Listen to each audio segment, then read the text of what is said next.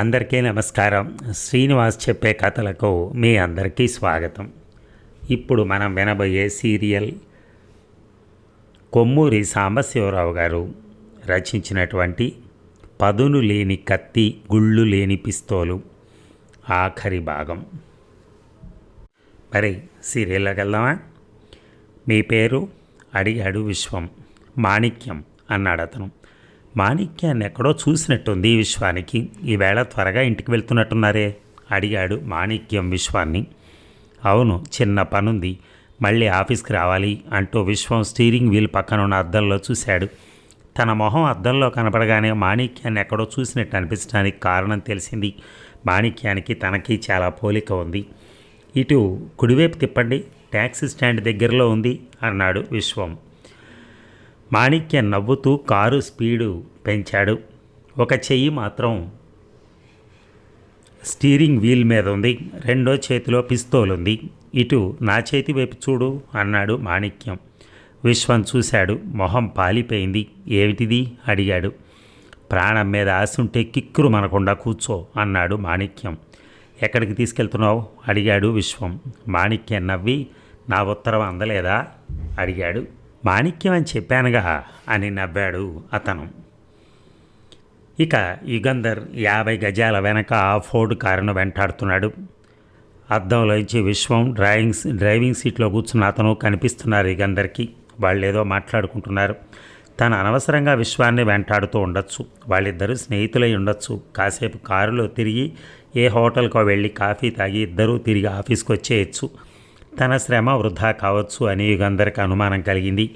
అపరాధ పరిశోధనలో ఎప్పుడూ అడుగు జాడలు వేలిముద్రలు దొరికి కేసు అరటిపండు వలిచి ఇచ్చినట్టు ఉండదు. నిష్ప్రయోజనంగా వెంటాడటం, ఓపిగ్గా గంటల తరబడి కాపలా కాయటం ఇలాంటివి చాలా చేయాలి. ఫోర్డ్ కారు మౌంట్ రోడ్డు మీద గిండి వైపు వెళ్తోంది. ఆ రోడ్డు మీద అట్టే కార్లు లేవు. యుగంధర్ మరింత వెనక్కి తగ్గాడు. సెయింట్ థామస్ నుంచి పూనమల్లి వెళ్లే రోడ్లోకి తిరిగింది ఫోర్డ్ కారు. మరీ నిర్జనంగా ఉంది ఆ రోడ్డు. చాలా వెనక ఉంటే ఫోర్డ్ కారు ఏ ఇంట్లోకి వెళ్ళేది తెలుసుకోవటం కష్టం. అన్నీ పెద్ద బంగళాలు. ఫోర్డ్ కారులో ఉన్న అతనికి అనుమానం కలిగినా సరే దగ్గరగా వెళ్ళక తప్పదనుకున్నాడు యుగంధర్. పూనమల్లి కూడా దాటేశారు. రోడ్డుకి 2 వైపులా పచ్చిక బయళ్ళున్నాయి. ఇళ్ళేమీ లేవు. ఆ ప్రాంతాల ఫోర్డ్ కార్ స్పీడ్ పెరిగింది. యుగంధర్ కూడా స్పీడు పెంచాడు. ఇక మనల్ని ఎవరో వెంటాడుతున్నారు. ఎవరు అడిగాడు మాణిక్యం. విశ్వం జవాబు చెప్పలేదు. నీకు ఆ ఉత్తరం వచ్చినట్టు పోలీస్కి రిపోర్ట్ చేశావా అడిగాడు మాణిక్యం విశ్వాన్ని. మాణిక్యాన్ని బెదిరిస్తే తను తప్పించుకోవచ్చని అనుకుని విశ్వం డిటెక్టివ్ యుగంధర్కి చెప్పాను. ఆ ఉత్తరం రాసిన మనిషిని పట్టుకుంటానని చెప్పారు ఆయన. మాణిక్యం నవ్వి, 10 మంది యుగంధర్లను హతమార్చగలను. ఇంతవరకు యుగంధర్కి సమాన ఉజ్జి తటస్థపడలేదు. అతని అదృష్టం బాగా లేకపోవటం వలన ఈ కేసు తీసుకున్నాడు అన్నాడు. ఎవరి అదృష్టం బాగాలేదో చూడాలి అన్నాడు విశ్వం కసి కొద్దీ. మాణిక్యం నవ్వి, ప్రస్తుతం నీ అదృష్టం బాగాలేదు అన్నాడు. ఇంతక నువ్వెవరు? సంపూర్ణకు నీకు సంబంధం ఏమిటి అడిగాడు విశ్వం. షటప్, ఆ పేరు ఉచ్చరించడానికి కూడా నువ్వు తగవు. ఆమె కడుపున చెడబుట్టిన దుర్మార్గుడివి అన్నాడు. విశ్వానికి క్షణకాలం సహనం పోయింది. అతనితో కలియపడదామనుకున్నాడు. కానీ కారు ఏ చెట్టుకో కొట్టుకుని ఇద్దరూ చావచ్చు. అది అవివేకమైన పనని గుర్తించి తమాయించుకున్నాడు. మాణిక్యం స్టీరింగ్ వీల్ మీద నుంచి రెండో చేయి కూడా తీసి జేబులోంచి సిగరెట్ ప్యాకెట్ అగ్గిపెట్టా తీశాడు. సిగరెట్ ప్యాకెట్లోంచి ఒక చేత్తో సిగరెట్ తీస్తూ ఉండగా ప్యాకెట్ కింద పడింది. ఆ ప్యాకెట్ తీసేయి మాణిక్యం విశ్వానికి చెప్పాడు. విశ్వం వంగాడు. మాణిక్యం రెండో చేతిలో ఉన్న పిస్తోలు పిడితో విశ్వం తల మీద గట్టిగా కొట్టాడు. ఇక ఫోర్డ్ కారు శరవేగంతో పోతోంది. ఎత్తుగా ఉన్న ఒక దెబ్బ మీదకి ఎక్కుతోంది. యుగంధర్ స్పీడు పెంచాడు. ఇక దాగుడు మూతల ప్రయోజనం లేదు. విశ్వాన్ని కారెక్కించుకున్న మనిషి విశ్వం స్నేహితుడైతే తాను వెనక్కి తిరిగిపోవచ్చు, లేదా విశ్వాన్ని బెదిరిస్తూ ఉత్తరం రాసిన మనిషి అయితే పట్టుకోవచ్చు అనుకుని ఫోర్డ్ కారుని దాటి దాన్ని ఆపాలని నిశ్చయించుకున్నాడు యుగంధర్. 60 మైళ్ళ స్పీడున అంబాసిడర్ వెళ్తోంది. ఫోర్డ్ కారు కనిపించడం లేదు. దెబ్బ అవతలకి దిగేసింది. యుగంధర్ దెబ్బ మీదకి వెళ్తే కానీ ఆ కారు కనిపించదు. క్షణకాలం యుగంధర్కి కనులు చీకట్లు కమ్మినట్టు అయింది. దెబ్బ మీదకి వెళ్ళగానే 10 గజాల దూరంలో రోడ్డుకు అడ్డంగా ఆగి ఉన్న ఫోర్డ్ కారు చూశాడు. బ్రేక్ వేయాలి, కాలితో బ్రేక్ నొక్కాలి, హ్యాండ్ బ్రేక్ లాగాలి, కారు ఆపాలి, లేకపోతే ముందున్న ఫోర్డ్ కారుని ఢీ కొట్టుకుంటుంది. అంత స్పీడ్లో కొట్టుకుంటే ఆ కారులో ఉన్న వాళ్ళకి తనకి కూడా ప్రాణాపాయం తప్పదు. వాళ్ళు ఎందుకో ఆ కారును అలా కావలసి ఆపుండాలి. తన కారు ఫోర్డ్ కార్ని ఢీకొట్టుకోకుండా బ్రేక్ వేసేందుకు వ్యవధి లేదు, కానీ ప్రయత్నించాలి. పక్కకి తిప్పేసేందుకు అంతకన్నా వీలు లేదు. రోడ్డు పక్కన రాళ్ల కుప్పలు ఉన్నాయి. ఈ ఆలోచనలన్నీ యుగంధర్ మెదడులోకి రావటానికి, బ్రేకు లాగడానికి, కారు ఆపేందుకు ప్రయత్నించడానికి అరక్షణం కూడా పట్టలేదు. తాను కారు డ్రైవింగ్లో ఎంత ప్రవీణుడైనా ఆకస్మికంగా రోడ్డుకు అడ్డంగా ఉన్న కారును ఢీకొట్టుకోకుండా ఆపగలగటం అసాధ్యమని యుగంధర్కి తెలుసు. కీచుమని కారు చక్రాలు గావుకి ఎక్కబెట్టాయి. రోడ్డు మీద చక్రాలు రాసుకుంటూ జరిగాయి. చక్రాలు తిరగటం లేదు, కానీ చాలా వేగంగా పోతూ ఉండటం వలన కారు జరిగి ముందుకు పోతోంది. యుగంధర్ స్టీరింగ్ వీల్ గబగబా తిప్పాడు. అంబాసిడర్ కారు రోడ్డు పక్కనున్న రాళ్ల కుప్ప కొట్టుకుంది. 1-2 సార్లు వెనక్కి ముందుకి కదిలి ఆగిపోయింది. ఇక రాజు మోటార్ సైకిల్ విశ్వం ఆఫీస్కి కొంచెం దూరంలో ఆపి వీధంతా కలిగి చూశాడు. విశ్వం కారు ఆఫీస్ ముందే ఉంది, కానీ యుగంధర్ ఆ ప్రాంతాల్లో లేడు. విశ్వం తన కారులో కాక మరెవరి కారులోనైనా వెళ్ళాడేమో, యుగంధర్ అతన్ని వెంటాడాడేమో అనుకుంటూ రాజు మోటార్ సైకిల్కి స్టాండ్ వేసి పక్కనే ఉన్న టెలిఫోన్ బూత్లోకి వెళ్ళి విశ్వం ఆఫీస్కి టెలిఫోన్ చేసి, విశ్వం గారు ఉన్నారా అని అడిగాడు. లేరని, బయటికి వెళ్ళి చాలాసేపు అయిందని, కాసేపట్లో తిరిగి రావచ్చని చెప్పాడు గుమస్తా. రాజు విశ్వం ఇంటికి టెలిఫోన్ చేశాడు. రేవతి పలికింది. తను ఫలానా అని చెప్పి విశ్వం గురించి అడిగాడు. ఇంటికి రాలేదని రేవతి చెప్పింది. ఎక్కడికి వెళ్ళి ఉంటాడని చాలా కంగారుగా అడిగింది. ఎక్కడికి వెళ్ళినా ఆయన వెంట నీడలాగా యుగంధర్ ఉండుంటారు, భయపడకండి అని టెలిఫోన్ పెట్టేశాడు రాజు. చీకటి పడింది. యుగంధర్ కానీ విశ్వం కానీ తిరిగి రాలేదు. చీకటి పడ్డ తర్వాత 1 గంట కాచుకుని ఆఫీస్కి తాళం వేసి గుమస్తా బయటకు వచ్చేశాడు. ఇంకా అక్కడ కాపలా కాయటం అవసరమా కాదా అని రాజు ఆలోచించసాగాడు. మరొకసారి విశ్వం ఇంటికి ఫోన్ చేసి విశ్వం తిరిగి వస్తే తనకు టెలిఫోన్ చేసి చెప్పమని రాజు రేవతికి చెప్పి మోటార్ సైకిల్కి ఎక్కి బయలుదేరి ఇంటికెళ్ళి యుగంధర్ టెలిఫోన్ చేస్తాడనే ఆశతో కన్సల్టింగ్ రూమ్లో కూర్చున్నాడు. సిగరెట్ మీద సిగరెట్ కాలుస్తూ రాత్రి 12 గంటల వరకు కాచుకున్నాడు. యుగంధర్ దగ్గర నుంచి కబురు ఏమీ రాలేదు. రాజుకి ఆదుర్ద ఎక్కువైంది. ఇన్స్పెక్టర్ స్వరాజ్యరావుకి టెలిఫోన్ చేసి చెప్పాడు. అమెచ్యూర్స్, అందుకే పెద్ద కేసుల జోలికి పోవద్దని నీకు యుగంధర్కి ఎన్నోసార్లు చెప్పాను అన్నాడు పరిహాసంగా స్వరాజ్యరావు. ఇప్పుడు ఏం చేద్దాం అడిగాడు రాజు. ఈ అర్ధరాత్రి ఏం చేస్తాం, రేపు విచారిద్దాం స్వరాజ్యరావు జవాబు చెప్పాడు. రాజు రిసీవర్ హుక్కు మీద పెట్టాడు లేదో టెలిఫోన్ మోగింది. హలో, రాజు హియర్ అన్నాడు రాజు రిసీవర్ తీసుకుని. రాజు, నువ్వు వెంటనే బయలుదేరి మౌంట్ రోడ్లో ఆల్ నైట్ డ్రగ్గిస్ట్ షాప్కి రా. యుగంధర్ కంఠస్వరం వినగానే రాజుకు ప్రాణం లేచొచ్చినట్టయింది. యుగంధర్ని ఏమీ అడగలేదు. కలుసుకున్న తర్వాత అడగచ్చు అనుకుని, వస్తున్నాను, వెంటనే బయలుదేరుతున్నాను అని రిసీవర్ పెట్టేసి ఇంట్లోంచి బయటికి పరిగెత్తాడు. ఇక నిన్ను చంపాలంటే ఈ క్షణం చంపేయగలను అంటున్న మాటలు వినిపించేసరికి యుగంధర్ తలెత్తి చూశాడు. కారు రాళ్ల దెబ్బ కొట్టుకుని ఆగిపోయింది. యుగంధర్ తల స్టీరింగ్ వీల్కి డాష్ బోర్డుకి కొట్టుకుంది. కొన్ని క్షణాల పాటు కళ్ళు చీకట్లు కమ్మాయి. నుదుటి మీద నుంచి చెంపల మీద నుంచి రక్తం కారుతోంది. నిన్ను చంపటం వల్ల నాకు లాభం ఏమిటి? ఏమీ లేదు. నువ్వెక్కడి నుంచి బయటపడి నన్ను వెతికి పట్టుకునే లోపల నా పని అయిపోతుంది. బుద్ధి ఉంటే నన్ను వెతకటానికి ప్రయత్నించవు అన్న మాటలు వినిపించాయి యుగంధర్కి. అతను తన వెనక నిల్చోవటం వల్ల అతని మొహం చూడటానికి వీలు లేకపోయింది. మెడ బెనకడం వల్ల తల వెనక్కి తిప్పలేకపోయాడు. నా కారుని ఢీ కొట్టుకోవని, రాళ్ల దెబ్బ మీదకి నీ కారు తీసుకెళ్తావని తెలుసు. చూడు, నీ తత్వం నాకెంత బాగా తెలుసో. నా కారుని నీ కారు ఢీ కొట్టుకుని ఉంటే నేను ఈ ప్రాంతాల నుంచి వెళ్ళటానికి వీలుండేది కాదు అన్నాడు అతను. అతని కారును ఢీ కొడితే ఆ కారులో ఉన్న విశ్వానికి ప్రమాదం కలుగుతుందని తన కారు రాళ్ల దెబ్బ మీదకి పోనిచ్చాడు యుగంధర్. ఆ విషయం ఆ హంతకుడితో చెప్పటం దేనికి?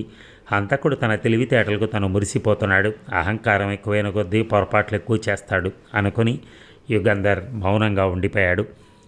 అంతర్జాతీయ ఖ్యాతిని ఆర్జించిన ప్రఖ్యాత డిటెక్టివ్ యుగంధర్ విదేశ గూఢచారులను ఒంటిగా వెళ్ళి పట్టుకుని దేశ విదేశ రాజకీయ నాయకుల మన్ననలు అందుకున్న డిటెక్టివ్ యుగంధర్ హంతకుడు తన వెనకే ఉన్నా పట్టుకునేందుకు ప్రయత్నించడం లేదు. బహుశా మీకు వయసు మళ్ళీపోతున్నట్టుంది అన్నాడు నవ్వుతూ మాణిక్యం.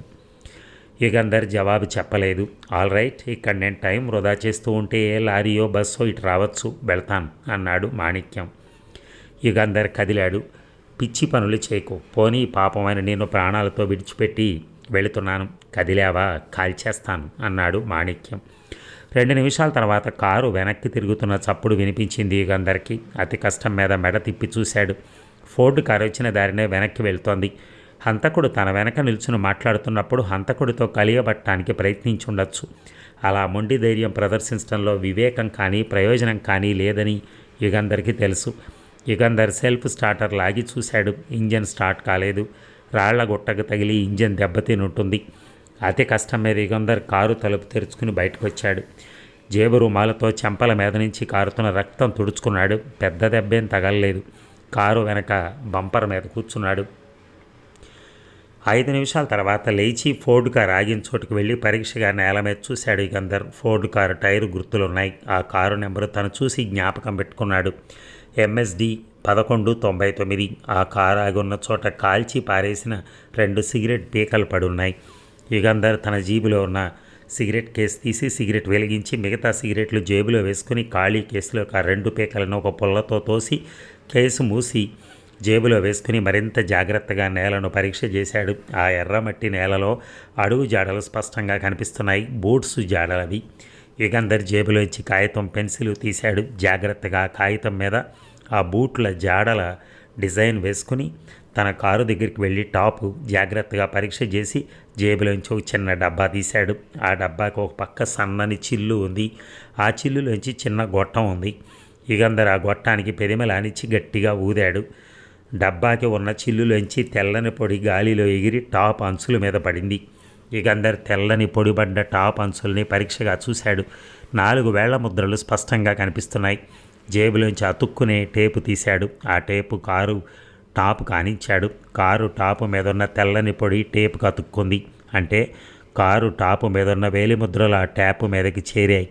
టేపు మీదకి ఆ టేపుని జాగ్రత్తగా సిగరెట్ కేసులో పెట్టుకున్నాడు. ఇక తను అక్కడుండి చేసే పని ఏమీ లేదు కనుక మనుష్య సంచారం ఉన్న చోటికి చేరుకోవటం మంచిదని కాలినడకన బయలుదేరాడు. ఇక ఇతను ఎవరో మీకు తెలియదనుకుంటాను. పరిచయం చేస్తాను ఉండండి. పేరు విశ్వం. Agencies proprietor. బాగా డబ్బు సంపాదిస్తున్నాడు. పెద్ద మేడ, కారు, అందమైన భార్య. ఆ భార్యకు నగలు, పట్టు చీరలు ఉన్నాయి అన్నాడు మాణిక్యం నవ్వుతూ. విడివిడిగా కుర్చీలలో కూర్చున్న ధర్మారావు, గిరిజ, రంగారావు విశ్వాన్ని జాలిగా చూశారు. విశ్వం చేతులు గట్టిగా కట్టేసున్నాయి. ఆ కుర్చీలో కూర్చో అన్నాడు మాణిక్యం విశ్వాన్ని చూసి. గిరిజ పక్కనున్న కుర్చీలో కూర్చున్నాడు విశ్వం. మాణిక్యం విశ్వం కాళ్ళు కుర్చీ కోళ్లకు బిగించి కట్టేశాడు. చేతులు వెనక్కి విరిచి కట్టేశాడు. ఇతన్ని పరిచయం చేస్తూ అసలు విషయం చెప్పడం మర్చిపోయాను. ఇతను సంపూర్ణ కొడుకు. ధర్మారావు గారు, రంగారావు గారు, మీలో ఎవరి కొడుకో తేదీలు లెక్క వేసుకుని తేల్చుకోండి అని తలుపు బయటికి వెళ్ళిపోయాడు మాణిక్యం. నీ పేరు విశ్వమా? నీకెన్నేళ్ళు అడిగాడు ధర్మారావు. విశ్వం ధర్మారావుని పరీక్షగా చూసి, మీకు అనవసరం, ఆ వెర్రివాడు ఏదో వాగితే మీ పరిశోధన ఏమిటి అన్నాడు కాస్త చికాకుతో. గిరిజ విశ్వాన్ని ఆపాదమస్తకము చూసి, మిమ్మల్ని ఎలా పట్టుకున్నాడు? వీళ్ళిద్దరూ ముసలాళ్ళు, నేను ఆడదాన్ని అంది. మోసం చేసి పట్టుకున్నాడు అన్నాడు విశ్వం పళ్ళు పటపటా కొరుకుతూ.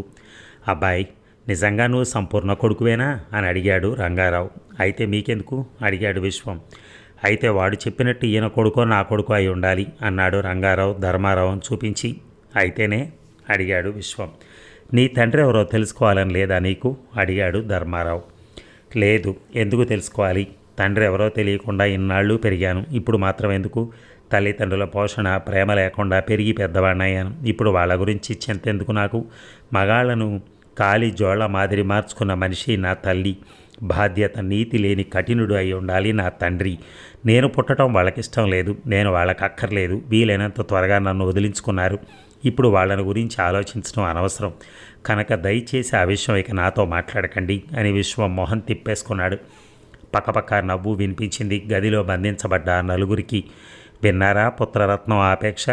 ముసలితనంలో అతని తల్లి అతని దగ్గరికి వస్తే నిర్దాక్షిణ్యంగా మాట్లాడి ఇంట్లోంచి తరిమేశాడు ఈ అయోగ్యుడు. మాణిక్యం గదిలోకి వచ్చి అన్నాడు. గిరిజ మాణిక్యాన్ని చిరాకుతో చూసి, వీళ్ళంతా సంపూర్ణకి ఏదో రకంగా అపచారం చేసిన వాళ్ళను ఒప్పుకున్నాం. నన్ను నువ్వు ఇక్కడ ఇలా బంధించడానికి కారణం కనిపించడం లేదు. సంపూర్ణతో నేను ఎన్నడూ మాట్లాడలేదు, ఆమెను చూడలేదు అంది. అవును, నీకు సంపూర్ణ తెలియదు. నువ్వు పుట్టకముందే మీ నాన్న ఆమెను వదిలేశాడు. నీకు ఎలా తెలుస్తుంది? మరి అయితే నన్నెందుకు ఇక్కడికి తీసుకొచ్చావు? గుళ్ళు లేని పిస్తోళ్లతో, పదును లేని కత్తితో నేను హత్యలు చేస్తున్నాను అందుకని. అంటే చెప్పమంటావా?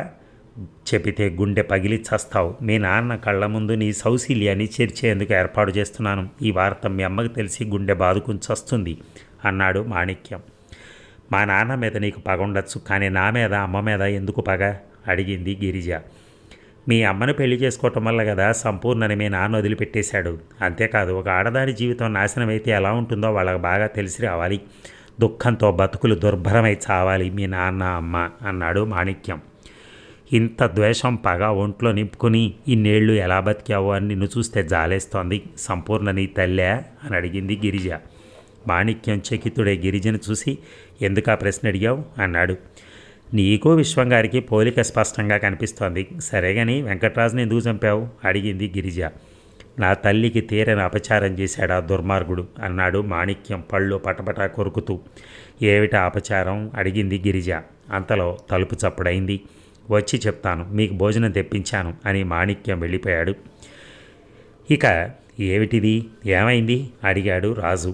యుగంధర్ నుదుట మీద చెంపల మీద అతికించిన సర్జికల్ ప్లాస్టర్ చూడగానే యుగంధర్ చిన్నగా నవ్వి జరిగిందంతా చెప్పాడు. ఇప్పుడే సదరన్ ఆటోమొబైల్స్ మేనేజర్ ఇంటికి ఫోన్ చేసి పొద్దున్నే వాళ్ళ ట్రక్కు పంపించి అంబాసిడర్ కారుని ట్రక్కు కట్టి తీసుకురమ్మని చెప్పాను అన్నాడు. విశ్వం కూడా ఆ హంతకుడికి చిక్కాడన్నమాట. హంతకుడి ఉనికి మనకు తెలియలేదు అన్నాడు రాజు. యుగంధర్ తల ఊపి ఈ వేలిముద్రలు అడుగుజాడలు ఉపకరిస్తాయేమో చూడాలి అన్నాడు. ఇద్దరు క్రిజ్లర్ కారెక్కారు. ఇంతకీ అక్కడి నుంచి మీరు ఎలా వచ్చారు అడిగాడు రాజు యుగంధర్ని. ట్రంక్ రోడ్డు వరకు నడిచి ఒక మైలురాయి దగ్గర ఆగాను. కాసేపటికి సామాన్లు తీసుకెళ్లే లారీ ఒకటి వచ్చింది. ఆ లారీలో వచ్చాను అన్నాడు యుగంధర్. ఇప్పుడు ఏం చేద్దాం అన్నట్టు విశ్వం భార్యకి చెప్పద్దు. అవును చెప్పాలి. నన్ను ఇంట్లో దింపేసి నువ్వు వెళ్ళి చెప్పిరా. రాజు క్రిజ్లర్ కారు విశ్వం ఇంటి ముందు ఆపాడు. చేతి గడియారం చూసుకున్నాడు. 1 గంట అయింది. విశ్వం ఇంట్లో దీపం లేదు. రాజు కారు దిగి గేటు తోశాడు. గేటు తెరుచుకోలేదు. తాళం వేస్తుంది. గేటుకున్న గొలుసు గట్టిగా గేటుకేసి కొట్టి చప్పుడు చేశాడు. కానీ ఇంట్లోంచి ఎవరూ బయటికి రాలేదు. మరీ గొడవ చేస్తే పక్కింటి వాళ్ళ నిద్రలు చెడతాయని రాజు కారు దగ్గరికి వెళ్ళి కారు స్టార్ట్ చేశాడు. కొంత దూరం వెళ్ళాక టెలిఫోన్ బూత్ కనిపించింది. కారు ఆపి విశ్వం ఇంటికి టెలిఫోన్ చేశాడు. అవతల వైపు గంట మోగుతున్న చప్పుడు వినిపించిందే కానీ ఎవరూ వచ్చి రిసీవర్ తీయటం లేదు. రేవతి ఏమైంది, ఇంట్లో లేదా? భర్త అదృశ్యమయ్యాడు కదా. ఆ గాబరాలో నిద్రపట్టి ఉండదే. టెలిఫోన్ గంట వినిపించని ముద్దు నిద్ర ఎట్లా పోతోంది? రాజుకి ఇలాంటి సందేహాలు ఎన్నో కలిగాయి. రాజు మళ్ళీ టెలిఫోన్ రిసీవర్ తీసి యుగంధర్కి ఫోన్ చేసి చెప్పాడు. విచారించవలసిన విషయమే, నువ్వు వెంటనే రా, నేను వస్తాను అన్నాడు యుగంధర్. మీరెందుకు? విశ్రాంతి తీసుకోండి, నేను ఇంట్లో ప్రవేశించి. నో నో అని యుగంధర్ టెలిఫోన్ పెట్టేశాడు. రాజు ఇల్లు చేరుకోగానే యుగంధర్ వచ్చి కారెక్కి త్వరగా పోని అన్నాడు. విశ్వం ఇంటి ముందు కారు ఆపాడు రాజు. యుగంధర్ గేటు దగ్గరికి వెళ్ళి గొలుసు లాగి చూశాడు. చప్పుడు చేశాడు. ఎవరూ పలకలేదు. సందేహించకుండా గేటు ఊచల పట్టుకుని అవతల వైపుకి దూకాడు. యుగంధర్ వెనకే రాజు కూడా విశ్వం ఇంటి ఆవరణలో ప్రవేశించాడు. యుగంధర్ తలుపు దగ్గరికి వెళ్ళి తలుపు తట్టాడు. ఎవరూ పలకలేదు. కాలింగ్ బెల్ నొక్కాడు. జవాబు లేదు. ఇంట్లో ఎవరూ ఉన్నట్టు లేరు అన్నాడు రాజు. ఉన్నా లేకపోయినా ఇంట్లో ప్రవేశించాలి అని యుగంధర్ తలుపు పరీక్ష చేసి చూశాడు. తాళం చెవి లేదు. అంటే లోపల గడియ పెట్టి ఉండాలి. ఇంటి చుట్టూ తిరిగి చూశాడు. లోపల ప్రవేశించడానికి మార్గం కనిపించలేదు. ఆలోచిస్తూ గుమ్మం దగ్గర మెట్ల మీద నిల్చున్నాడు. అంతలో ఇంట్లో ఒక గదిలో దీపం వెలగటం చూశాడు యుగంధర్. రాజు యుగంధర్లు చప్పుడు చేయకుండా రాతి బొమ్మల మళ్ళీ నిల్చున్నారు. అమ్మగారు, అమ్మగారు లోపల కేక వేస్తున్నాడు నౌకర్. ఆ కేకలో భయము ఆదుర్ద ధ్వనిస్తున్నాయి. యుగంధర్ తలుపు తట్టాడు. నిమిషంలో బయట దీపం వెలిగింది. ముసలి నౌకర్ వచ్చి తలుపు తీసి కళ్ళు చిట్లిస్తూ ఆ డిటెక్టివ్లను చూశాడు. అమ్మగారు లేరా అడిగాడు యుగంధర్. ఎవరు మీరు? ఇంత రాత్రి వేళ ఎందుకు వచ్చారు? అమ్మగారితో మీకేం పని అడిగాడు నౌకర్ ధైర్యంగా. యుగంధర్ చెప్పాడు. అమ్మగారే ఏమయ్యారో నాకు తెలియదండి. తలుపులన్నీ లోపల గడియ పెట్టి పడుకోమని చెప్పారు అమ్మగారు. నేను ముందు వైపున్న తలుపులన్నీ గడియ వేసి వెనక తలుపు గడియ పెట్టడానికి వెనక వైపుకు వెళ్ళాను. అప్పుడు నా తలకేదో తగిలింది, కింద పడిపోయాను అన్నాడు నౌకరు తల తడుముకుంటూ. ఏదో తగిలిందంటే ఎవరైనా కొట్టారా లేక ఏ కిటికీ రెక్కో తగిలిందా అడిగాడు యుగంధర్. తెలియదండి అన్నాడు నౌకర్. సరే పద చూద్దాం అంటూ యుగంధర్ లోపలికి వెళ్ళాడు. యుగంధర్ వెనకే రాజు ఇంట్లోకి ప్రవేశించాడు. నువ్వెక్కడ నిలుచునుండగా తల మీద దెబ్బ తగిలిందో చూపించు అని నౌకరుతో అని, రాజు నువ్వు ఇల్లంతా గాలించి రేవతి ఎక్కడైనా చూడు అన్నాడు యుగంధర్. నౌకరు తను నిలబడ్డ చోటు చూపించాడు. ఇక్కడ కిటికీ ఏదీ లేదు, ఆ తలుపేమిటి అడిగాడు యుగంధర్ నౌకర్ని. అది కట్టెల బొగ్గులు పెట్టే గది అన్నాడు నౌకర్. యుగంధర్ ఆ గది తలుపులు తెరిచాడు. లోపల చీకటిగా ఉంది. జేబులోంచి టార్చ్ లైట్ తీసి పరీక్షగా చూశాడు. నేల మీద కాల్చి పారేసిన సిగరెట్ పీకలు 2 అగ్గిపుల్లా కనిపించాయి. జాగ్రత్తగా సిగరెట్ పీకలో కాగితం ముక్కలోకి లాగి పరీక్ష చేశాడు. అంతలో రాజు తిరిగి వచ్చి రేవతి ఇంట్లో ఎక్కడా లేదు అన్నాడు. మన మిత్రుడు ఈ ఇంట్లో ప్రవేశించాడు. ఇతన్ని తల మీద కొట్టాడు. అతను కాల్చి పారేసిన సిగరెట్లు ఇవిగో అడుగుజాడలు బొగ్గు మసిలో స్పష్టంగా కనిపిస్తున్నాయి అన్నాడు యుగంధర్. నల్లని అడుగుజాడలు స్పష్టంగా రేవతి గదిలోనూ కనిపించాయి అన్నాడు రాజు. కనుక రేవతిని కూడా ఎత్తుకుపోయాడన్నమాట. ఇన్స్పెక్టర్కి టెలిఫోన్ చేసి చెప్పాలి అన్నాడు యుగంధర్. ఇక అందరూ నిద్రపోతున్నారా? మరొక కొత్త అతిథిని తీసుకొచ్చాను అన్నాడు మాణిక్యం.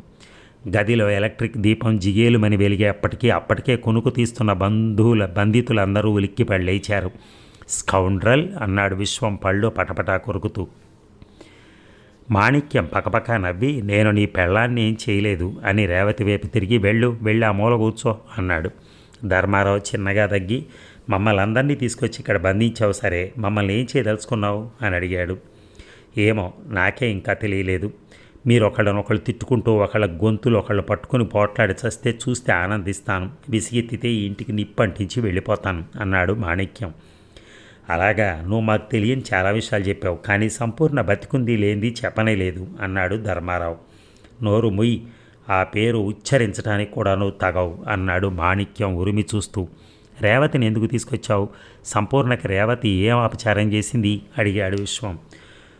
నువ్వు లేకుండా ఒంటిగా ఉంటే బెంగ పెట్టుకుంటుందని, ఇంట్లో ఒంటిగా ఉంటే ఆ శ్రీధర్ వచ్చి రేవతితో ఉంటాడన్న అనుమానంతో నువ్వు దహించుకుపోతావని తెచ్చాను అని విరగబడి నవ్వాడు మాణిక్యం.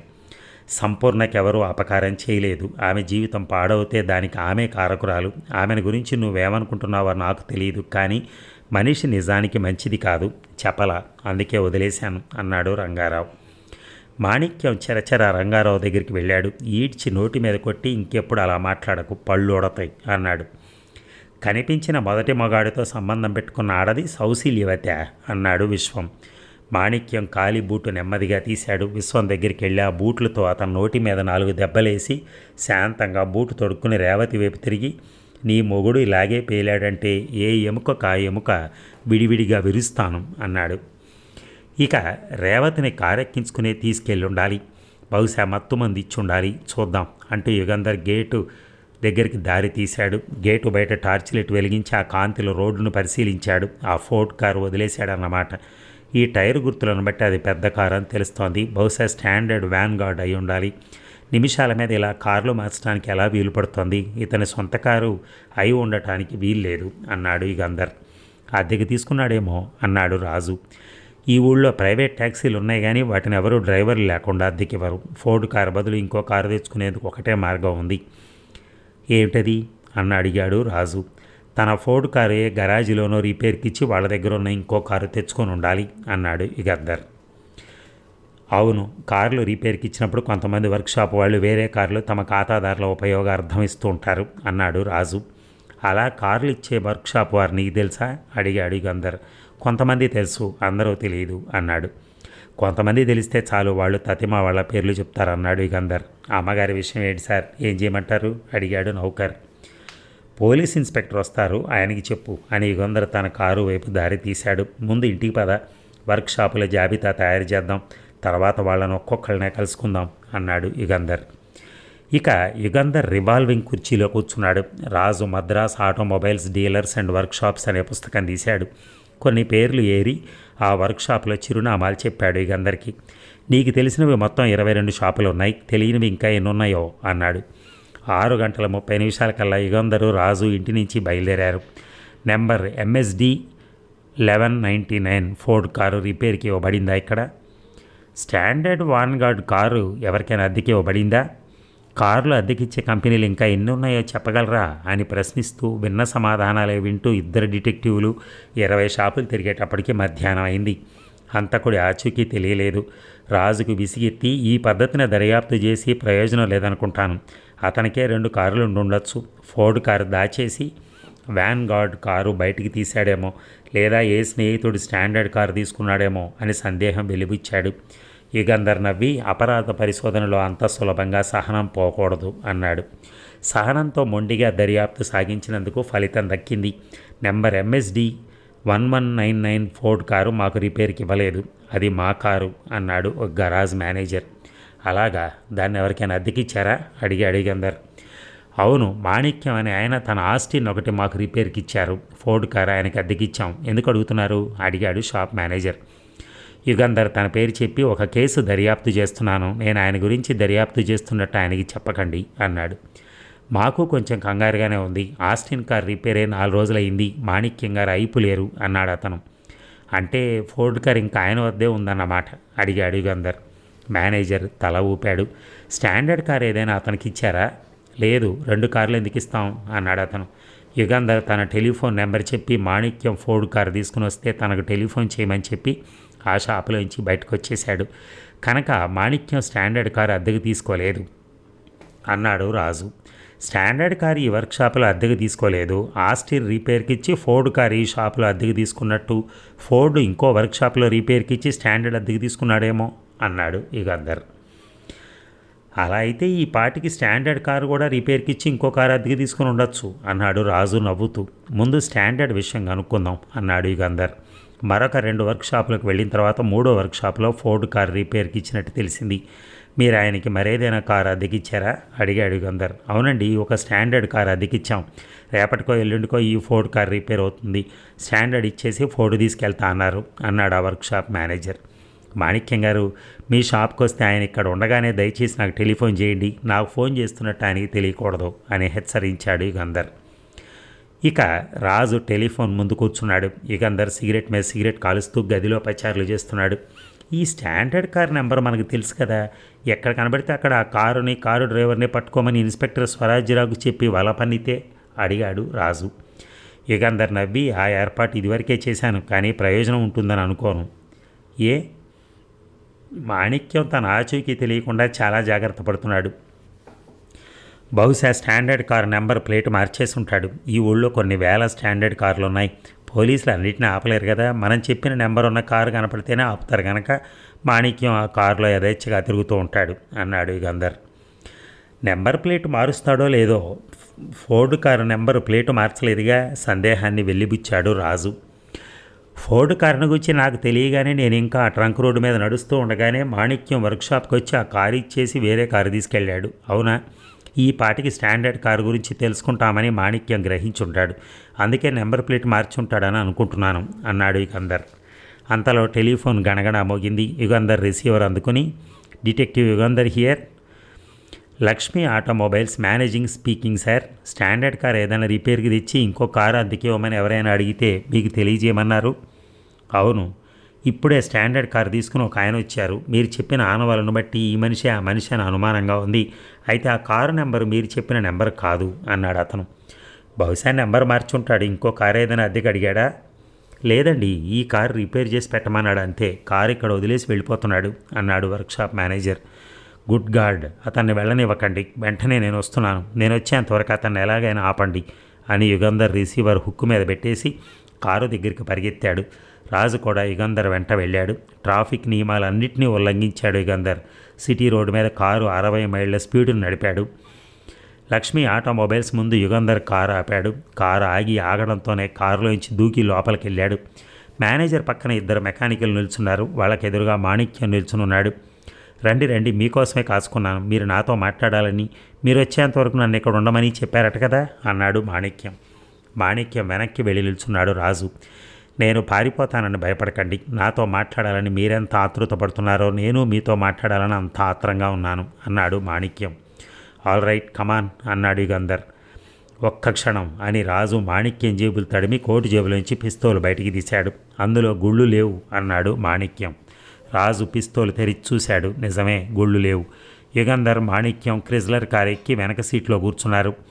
రాజు డ్రైవ్ చేస్తున్నాడు. నాతో మీకేం పనో ఇప్పుడైనా దయచేసి చెప్పండి అన్నాడు మాణిక్యం. నాకేం పని లేదు, డిటెక్టివ్ ఇన్స్పెక్టర్ స్వరాజ్యరావుకు పనుంది అన్నాడు యుగంధర్. నా మీద ఛార్జ్ ఏమిటి, ఎందుకు నన్ను ఇన్స్పెక్టర్ దగ్గరికి తీసుకెళ్తున్నారు అడిగాడు బుకాయించక. 1 వెంకటరాజును హత్య చేసినందుకు హత్యా నేరం నీ మీద ఉంది. 2 ధర్మారావు, గిరిజ, రంగారావు, విశ్వం, రేవతి వీళ్ళందరినీ ఎత్తుకుపోయిన నేరం. మాణిక్యం సీటు వెనక్కి ఆనుకున్నాడు. జేబులోంచి సిగరెట్ తీసి వెలిగించి తాపీగా పొగ వదలసాగాడు. ఫోర్డు కారు మీద నీ వేలిముద్రలు, ఆ ప్రాంతాల నీ అడుగుజాడలు సంపాదించాను. విశ్వం ఇంట్లో నిన్న రాత్రి రేవతిని నువ్వు వెతికినప్పుడు అక్కడ నీ అడుగుజాడలు కనిపించాయి అన్నాడు యుగంధర్. మాణిక్యం యుగంధర్ని సూటిగా కళ్ళల్లోకి చూసి, అలాగా, పోనీ మీరు చెప్పింది ఒప్పుకుంటాను. ఆ 5 ఎక్కడ బంధించబడ్డారో తెలుసా అని అడిగాడు. నీ చేత చెప్పిస్తాం అన్నాడు యుగంధర్. అనుకున్నంత సులభం కాదు. నన్ను మీరు అరెస్ట్ చేశారంటే ఆ 5 నీళ్లు లేక తిండి లేక మలమలి మాడి చస్తారు. క్రిజ్లర్ కారు యుగంధర్ ఇంటి ముందు ఆగింది. దిగు అన్నాడు యుగంధర్. మాణిక్యం దర్పంగా కారులోంచి దిగి, మీ ఇల్లు చాలా బాగుంది అంటూ యుగంధర్తో పాటు లోపలికి ప్రవేశించాడు. యుగంధర్ తన రివాల్వింగ్ కుర్చీలో కూర్చునున్నాడు. అతనికి ఎదురుగా కుర్చీలో ఉన్నాడు మాణిక్యం. రాజు మాణిక్యం పక్కనే స్టూల్ మీద కూర్చున్నాడు. నన్ను శిక్షించేందుకు గాను 5 ప్రాణాలు బలిపెట్టడం వివేకం కాదనుకుంటాను అన్నాడు మాణిక్యం. నిన్ను వదిలితే ఆ 5 కాక మరెంతమంది ప్రాణాలు తీస్తావో అన్నాడు యుగంధర్. ఆ 5 చంపదలుచుకోలేదు. చంపదలుచుకుంటే ఇన్ని రోజుల ప్రాణాలతో ఎందుకు ఉంచుతాను? వాళ్లకు గుణపాఠం నేర్పడానికి బంధించాను. అసలు నీ ఆత్మకథ వినాలనుంది. నువ్వెందుకు వీళ్ళందరి మీద ఇంత కచ్చ పెట్టుకున్నావు అడిగాడు యుగంధర్. మీకు నిజంగా తెలియదా? నా చేత చెప్పించాలనా అడిగాడు మాణిక్యం. ఊహించాను. నువ్వు సంపూర్ణ కొడుకు గదు అడిగాడు యుగంధర్. మాణిక్యం తల ఊపాడు. సంపూర్ణ పెద్ద కొడుకువి అంటే ధర్మారావు కొడుకువి అవునా? అవును. మీ అమ్మ బతికుందా పోయిందా అడిగాడు. పోయి 1 ఏడాది అయింది. నువ్వెక్కడ పెరిగావు? వీళ్ళందరి విషయం నీకు మీ అమ్మ చెప్పిందా? ఈ ఊళ్ళోనే ఒక అనాథ శరణాలయంలో పెరిగాను. అమ్మ ఎవరో తెలియదు, నాన్న ఎవరో తెలియదు. 5వ ఫారం వరకు అక్కడే చదువుకున్నాను. 15 ఏళ్ళప్పుడు ఇక అక్కడ ఉండబుద్ధి పుట్టలేదు. అక్కడి నుంచి పారిపోయి స్టీమర్లో డెక్ హ్యాండ్గా ఒక షిప్పింగ్ కంపెనీలో చేరాను. బర్మా, మలయ, సిలోన్ దేశాలకు వెళ్ళాను. కొంత డబ్బు కూడబెట్టాను. ఆ డబ్బుతో టౌన్లో ఒక ఫ్యాన్సీ షాప్ పెట్టాను. బాగా లాభాలు సంపాదించాను. దిగుమతి పన్నులు చెల్లించకుండా వచ్చే సామాన్లు ఎక్కువగా అమ్మేవాడిని. మరి మీ అమ్మని ఎప్పుడు కలుసుకున్నావు అడిగాడు యుగంధర్. 6 ఏళ్ల తర్వాత అనాథ శరణాలయం గుమస్తాతో స్నేహం చేసుకున్నాను. పాత రికార్డులు తిప్పి మా అమ్మ పేరు కనుక్కున్నాను. ఆమె రాజంపేటలో ఉన్నట్టు తెలిసింది. అక్కడికి వెళ్ళి విచారించాను. రంగారావుతో కాపురం చేసిన విషయం, అతను వదిలేసిన విషయం తెలుసుకున్నాను. ఆమె కోసం వెతకటం ప్రారంభించాను. ఆ రోజుల్లో మీ దగ్గరికి ఒకసారి వచ్చాను. మీరేదో కేసు మీద ఢిల్లీ వెళ్ళారని తెలిసింది. మళ్ళీ మీ దగ్గరికి రావాల్సిన అవసరం లేకపోయింది. మీ అమ్మ ఎలా కనిపించింది అడిగాడు యుగంధర్. ఆమె వెతుక్కుంటూ వచ్చింది. అనాథ శరణాలయానికి వెళ్ళి నన్ను గురించి అడిగిందట. అక్కడ గుమస్తా నా అడ్రస్ చెప్పాట. తర్వాత అడిగాడు యుగంధర్. అమ్మ నా దగ్గరే ఉంది. తన జీవిత కథ అంతా నీకు చెప్పి తనకు అన్యాయం చేశారనుకున్న వాళ్ళందరి మీద కసి తీర్చుకోమని మీ అమ్మ చెప్పిందా అడిగాడు యుగంధర్. నో, ఆ విషయం చెప్పలేదు. వెంకటరాజు ఆమెకి చేసిన ద్రోహం విన్నాక నాకు ఆ ఆలోచన కలిగింది. ఏం చేశాడు? రంగారావు అమ్మను తరిమేయటానికి చాలా వరకు కారకుడు వెంకటరాజు తండ్రి. అంటే అతనితో సంబంధం పెట్టుకుందని రంగారావు అనుమానించేవాడట. అయితే విశ్వం అమ్మను అవమానించి పంపించాక వెంకటరాజు దగ్గరికి వెళ్ళిందట. వెంకటరాజుకి తన కథంతా చెప్పి తన దగ్గరే ఉంచుకోమందట. తనకు వంట చేసి పెడుతూ ఉండమన్నట్ట. అప్పుడు అతను ట్రిప్లికేన్లో ఒక గదిలో ఉండేవాడు. ఓ రోజున అతని పర్సులో 50 రూపాయలు పోయాయట. అమ్మ దొంగతనం చేసిందని వెంకటరాజు పోలీసులకి రిపోర్ట్ ఇచ్చాట. ఓ రోజు అంతా అమ్మను పోలీసు లాకప్లో పెట్టారట.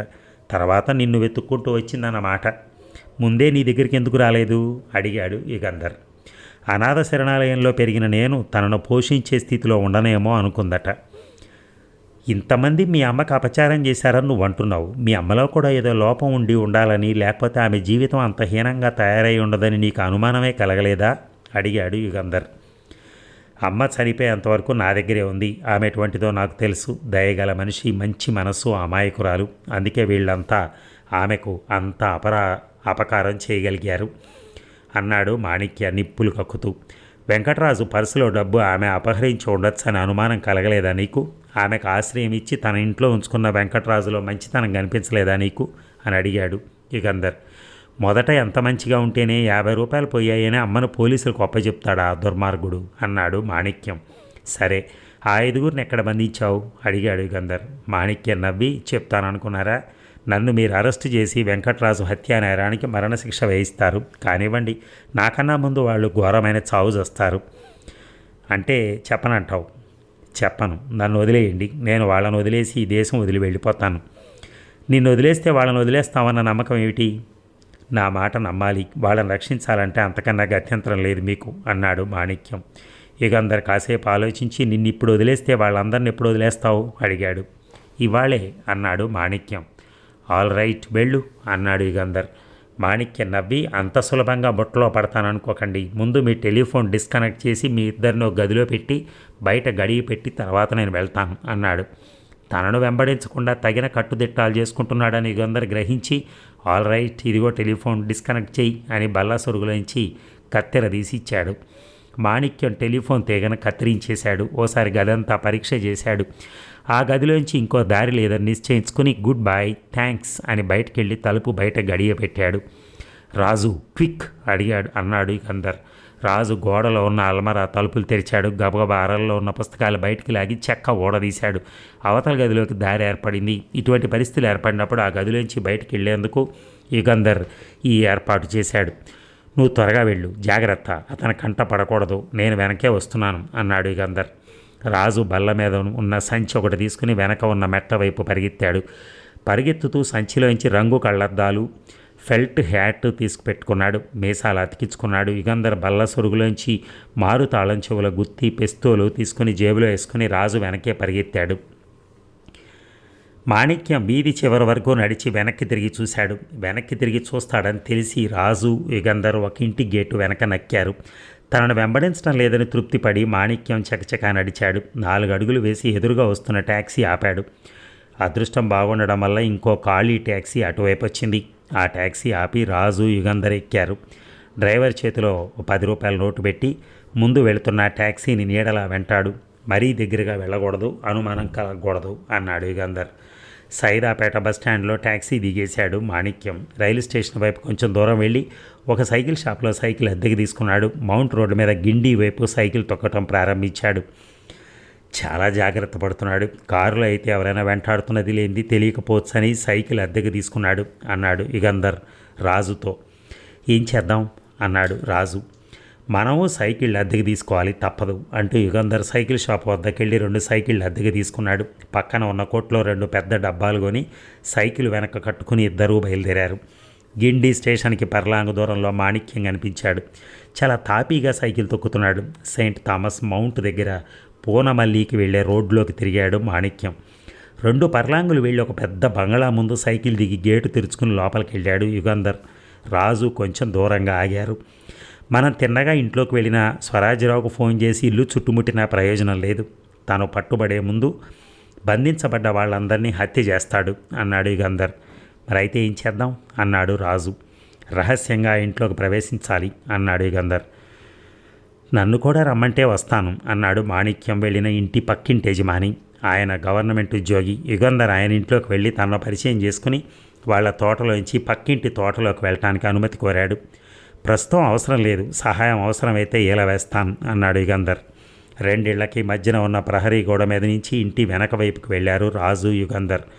వెనక తలుపు కొద్దిగా తెరిచి ఉంది. యుగంధర్ తలుపు తోశాడు. చప్పుడు కాకుండా తెరుచుకుంది. ఇద్దరూ లోపలికి వెళ్ళారు.